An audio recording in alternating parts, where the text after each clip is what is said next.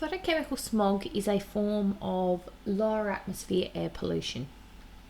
It appears as a yellowish haze and is common in many large cities around the world. Some of the factors required for the formation of photochemical smog is the presence of primary pollutants, intense sunlight,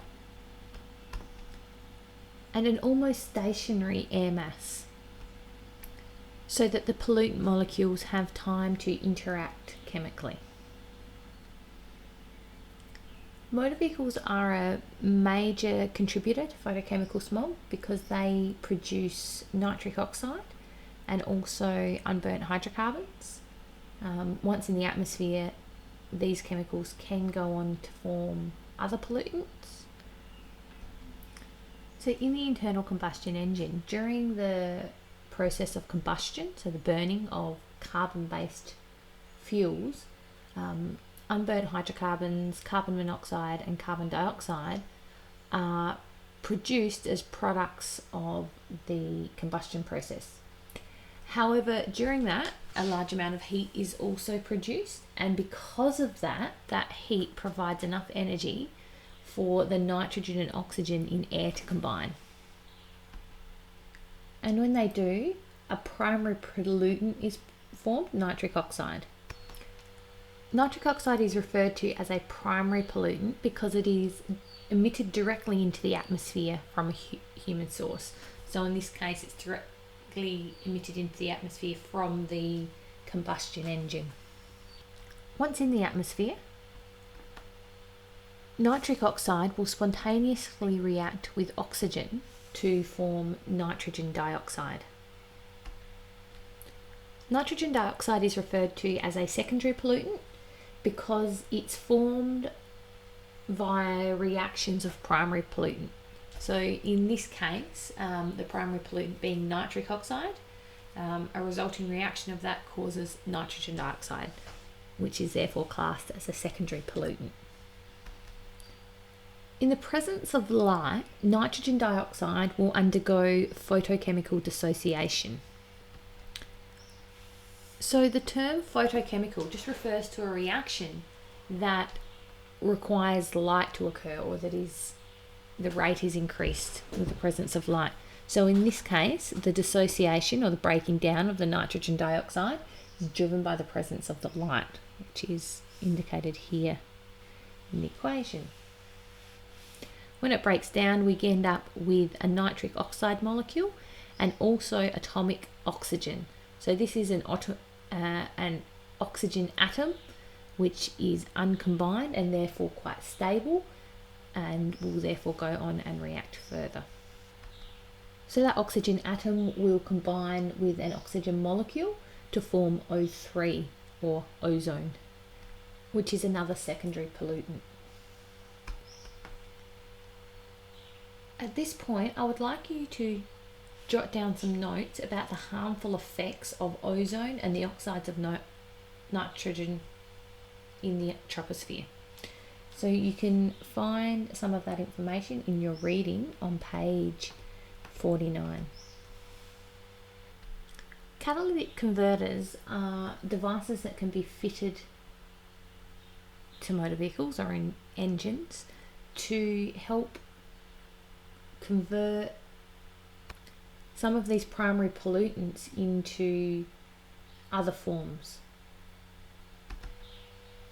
For example, carbon monoxide can get converted into carbon dioxide. Your unburnt hydrocarbons can get converted into carbon dioxide or water, and nitric oxide can get converted back into nitrogen. The efficiency with which catalytic converters works is dependent on a few factors. Firstly, temperature. So a catalytic converter's efficiency increases as the temperature increases to at about 400 degrees Celsius. You will have about 95% efficiency. So when a car is first turned on and the engine is cool, the catalytic converter is not going to be as efficient as once it's warmed up and been running for a while. The concentration of oxygen within the exhaust gas mixture also affects the efficiency, as does the air to fuel ratio, with a ratio of 14.6 to 1 being the optimal ratio. Efficiency is not as good at a lower or higher, particularly a higher ratio than 14.6 to 1. So catalytic converters are structures with large surface area. So the large surface area is achieved by having a honeycomb structure, but also a porous structure. And the surface area is coated with metals that act as a catalyst for these reactions. So things such as platinum might be used to catalyze the reactions.